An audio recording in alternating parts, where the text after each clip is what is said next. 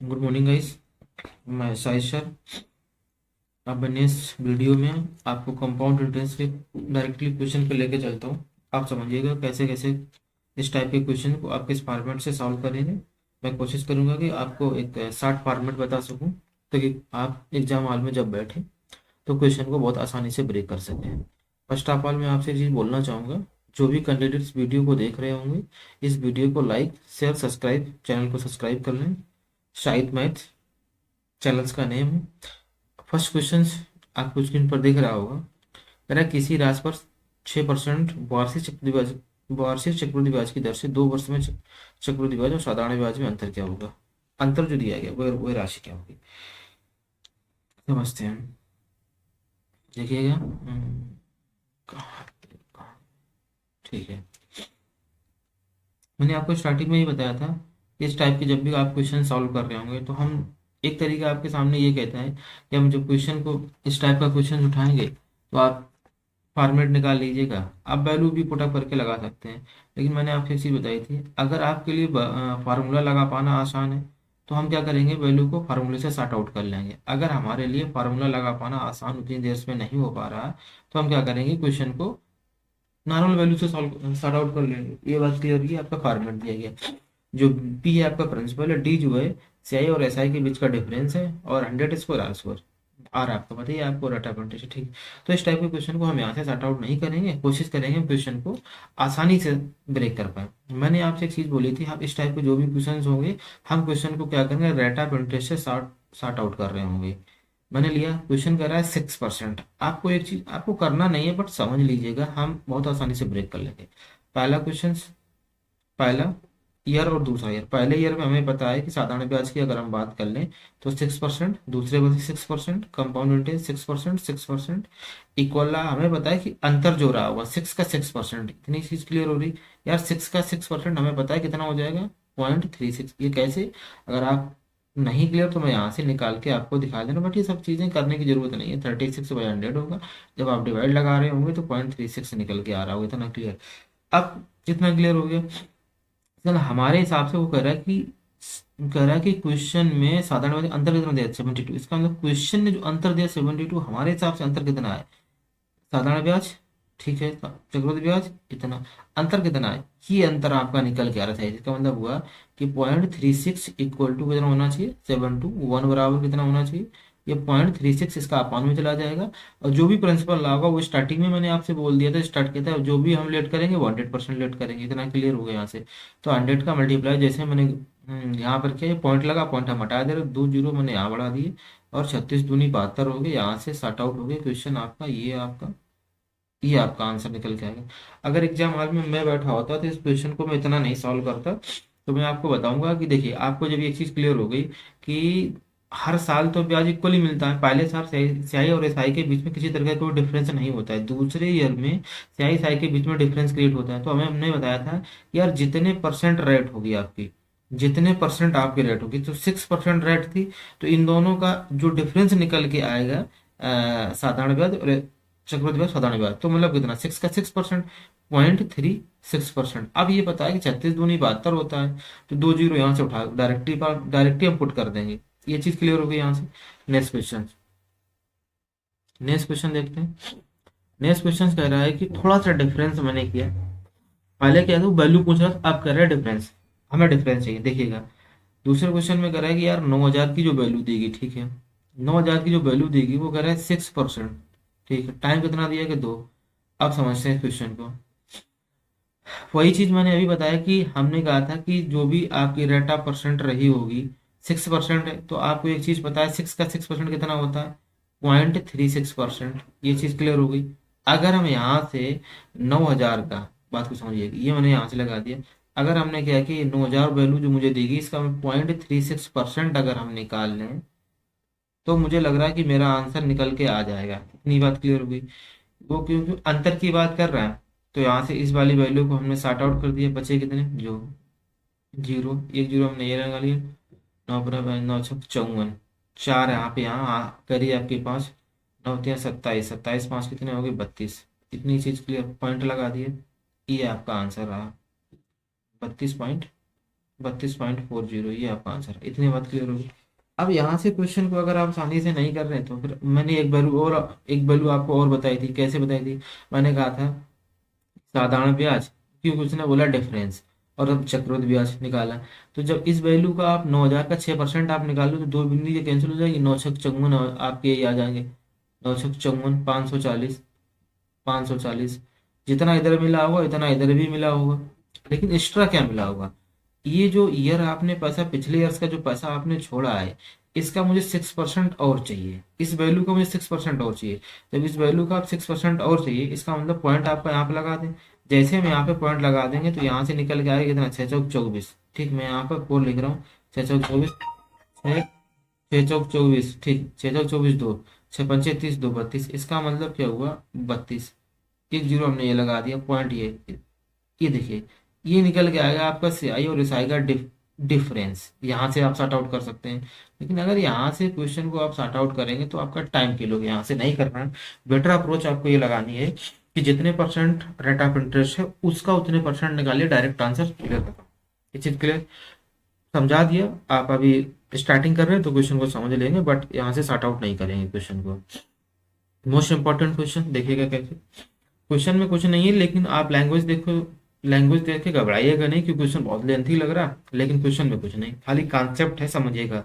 और ये question SSC GD में कई बार पूछा गया है, एसएससी 10+2 में भी कई बार आया है, और एमटीएस में भी कई बार है, एसएससी जीडी में कई बार पूछा जाएगा। क्वेश्चन में बहुत आसान है, लेकिन आपको लग रहा हो कि 1250 रुपये को 3 वर्षों साधारण ब्याज था चक्रवृद्धि ब्याज में का इंतर।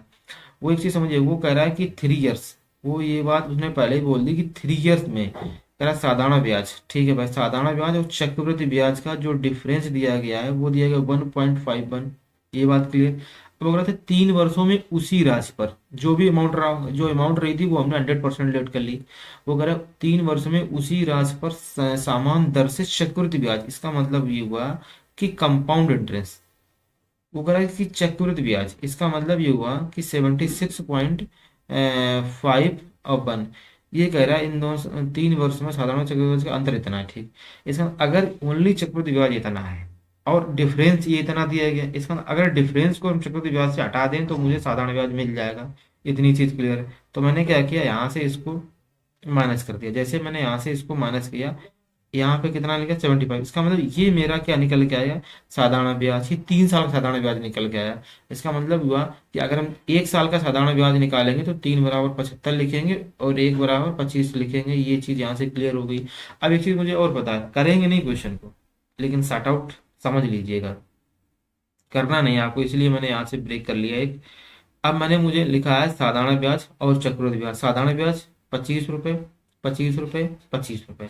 हर वर्ष मुझे 25 रुपये, 25 रुपये, 75 रुपये 3 वर्ष में, और जितना इधर मिल रहा हो इतना इधर भी मिला होगा, लेकिन कुछ ब्याज पे ब्याज भी मुझे कुछ मिला होगा। ये बात क्लियर। तो यहाँ से मुझे इतना क्वेश्चन बढ़ाने की जरूरत नहीं समझता हूँ, क्योंकि एक चीज मुझे पता है कि 3 वर्ष में कि 1250 रुपये करेक्ट, 1250 रुपये में 3 वर्ष में साधारण ब्याज, इसका मतलब ये होता है जो 25 रुपये जो मुझे मिले हैं वो 1250 रुपये से मिले होंगे। इतनी चीज क्लियर। यहाँ से ब्याज निकाल ले जो भी अमाउंट रहा हो। ठीक, तो हम लिखेंगे डायरेक्टली, यार 25 रुपये कहाँ से आए, 1250 से आए। रेट ऑफ इंटरेस्ट उसको चाहिए, जो भी अमाउंट रहा होगा 100%। 25 पंचे 125, ये 100, 50 दूनी 100। इसका मतलब हुआ कि 2% हमारी रेट ऑफ इंटरेस्ट रही होगी मेरा आंसर। ये चीज क्लियर। क्वेश्चन में कुछ नहीं है। अगर हम डायरेक्ट क्वेश्चन को करते तो हम कैसे सॉर्ट आउट करते, इसका मतलब देखो हम इतना नहीं करते। मैंने क्वेश्चन को समझाया था इसलिए आपको लिखा। मैं क्या करता कि जब अंतर मुझे ये दिया गया चक्रवृद्धि ब्याज मुझे, जैसे इन दोनों में घटाते, जैसे घटा के तो यहाँ से 75 रुपये मिल जाता। 75 रुपये जैसे ही मिलता है, इसका हम डायरेक्ट हम लिख देते हैं 3 × 75, 1 = 25। अगर 1 = 25 तो बस यहाँ से डायरेक्ट हम क्वेश्चन उठा लेते हैं। यहाँ से क्लियर होगी। नेक्स्ट क्वेश्चन पे चलते हैं।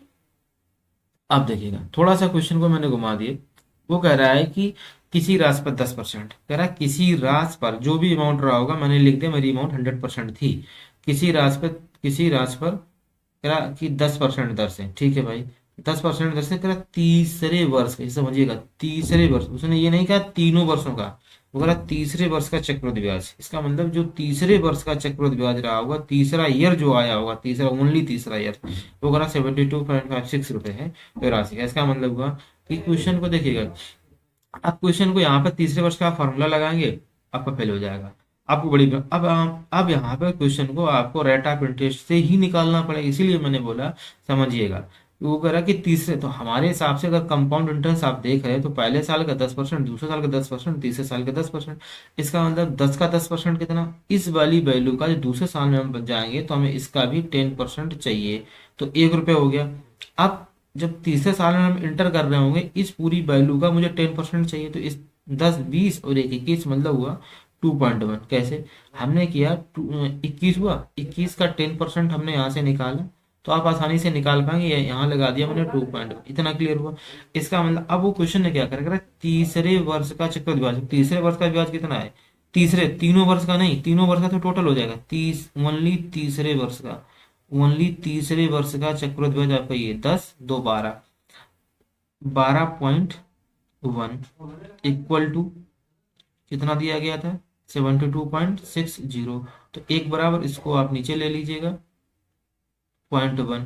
ठीक है, यहाँ से हमने 0.1 हट जाएगा 6, यहाँ से 6, और वह राशि कितनी, तो 100%। जब आप 100 का यहाँ पर मल्टीप्लाई कर देंगे तो कितना निकल गया है, 6। इसका मतलब ये हुआ कि जो आपका आंसर निकल गया।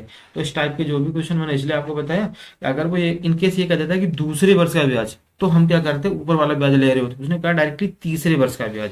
जब तीसरे वर्ष की ब्याज करेंगे तो मैंने क्या किया, इस वाले ब्याज को ओनली एड ऑन किया, पूरे ब्याज को मैंने एड ऑन नहीं किया।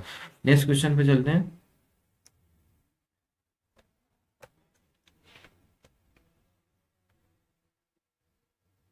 देखिएगा, अब क्वेश्चन को समझो, थोड़ा सा क्वेश्चन को मैंने चेंज किया।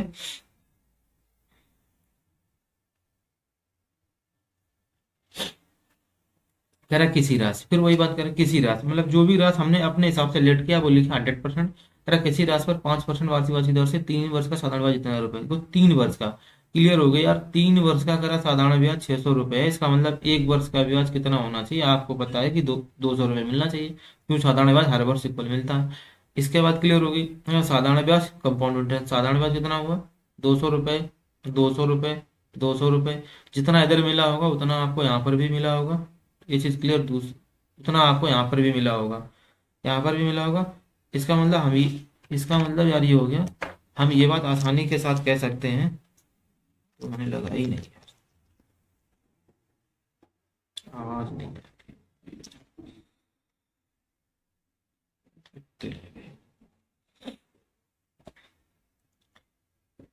एक्स्ट्रा मुझे क्या मिला होगा, रेट ऑफ परसेंट, इसका मतलब ये होगा जो 200 रुपये जो दिए गए थे इसका हम 5% निकाल लेंगे। 200 का 5% आप डायरेक्ट यहाँ से कितना निकाल पाएंगे, आप दिख रहा होगा आपको 10 रुपये निकल के आ जाएगा। और देखिएगा, इस जब तीसरे वर्ष में इंटर किए इसका भी 5% और इसका भी 5%, 10% यहाँ पर यही 10 रुपये और यहाँ पे भी 10, अब 10 का 5% 50, मतलब वो होगा 0.5, इतनी चीज क्लियर हो गई। वो कह रहा है उतने समय में चक्रवृद्धि ब्याज कितना होगा, वो कह रहा है कि उतने ही समय में चक्रवृद्धि ब्याज, तो चक्रवृद्धि ब्याज कितना होगा, इतना तो मिला ही मिला, ये एक्स्ट्रा आपको मिल रहा है, ये वाला आपको एक्स्ट्रा पैसा मिल रहा है। अगर आप इस वाली वैल्यू हम इसको जोड़ देते हैं तो 600 ये हो गया और 30 रुपये ये हो गया, मतलब ये हो गया 630.50। यहाँ से ये चीज़ क्लियर होनी चाहिए आपको। देखिएगा, अब थोड़ा सा मैंने क्वेश्चन को थोड़ा सा चेंज किया। वो कह रहा है किसी राशि का 2 वर्ष में साधारण ब्याज, 2 वर्ष में साधारण ब्याज इतना है, इसका मतलब यहीं से समझते हैं यार, 2 वर्ष में अगर साधारण ब्याज कितना है 480 है, तो 1 वर्ष का साधारण ब्याज कितना होना चाहिए था, 1 वर्ष में कितना होना चाहिए, 240 होना चाहिए, इतना क्लियर, 1 वर्ष में। और 2 वर्ष में कितना, इसका मतलब जब 2 वर्ष में, इसका मतलब जब 2 वर्ष का इतना है तो इसका मतलब जो भी इससे एक्स्ट्रा आया होगा, जो इसका एक्स्ट्रा, जो भी इससे एक्स्ट्रा आया, एक्स्ट्रा अगर हम इससे घटा दें तो कितना मिलेगा, 12। इसका मतलब 12 जो है, भाई 2 वर्ष का है तो इसका मतलब 12 जो है वो इसका मतलब क्या होगा, रेट ऑफ इंटरेस्ट होगा। तो हम डायरेक्टली यहाँ से 12 बटे कितना मार देंगे, 1 वर्ष का ब्याज कितना, 200, रेट ऑफ इंटरेस्ट हम यहाँ से डायरेक्ट निकाल देंगे, 0, 0, 12 दूनी 24, 2, कितना, 5%। अगर 1 साल का ब्याज कितना है, 240, ये बात क्लियर हो गई। 100% रहा होगा तो हमारे साथ 2 साल होता है, उसे चाहिए क्या है, क्या चाहिए यहाँ से, कोई राशि क्या है, अच्छा उसको अमाउंट भी चाहिए, अमाउंट की भी बात कर रहा है। आज को समझते हैं इस टाइप के क्वेश्चन को, हम अमाउंट जब निकाल लेंगे, अमाउंट को हम किस तरह से सॉर्ट आउट करेंगे, देखते हैं क्वेश्चन की।